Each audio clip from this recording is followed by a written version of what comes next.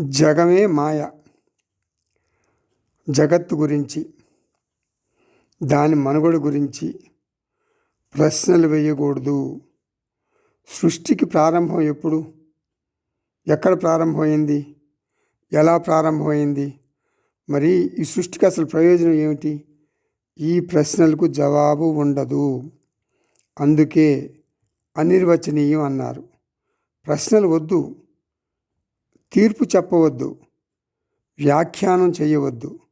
ఫ్రీగా టికెట్ లేకుండా ఎంటర్టైన్మెంట్ చూస్తున్నాను అనుకో.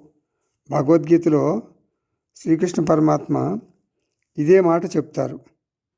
ప్రపంచాన్ని స్పష్టంగా నిర్వచించలేము.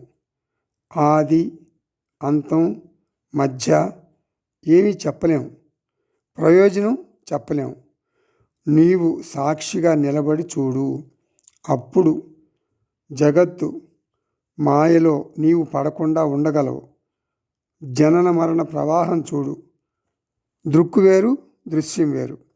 నేను దృశ్యంలోని వస్తువుల గుణాలతో నాకు సంబంధం లేదు. జగత్తు మార్పు చెందుతుంది. నేను ఆత్మగా సాక్షిగా పరిశీలిస్తున్నాను. నేను సాక్షిగా జనన మరణ అతీత. ఈ భావనను నిత్యముక్తి అంటారు.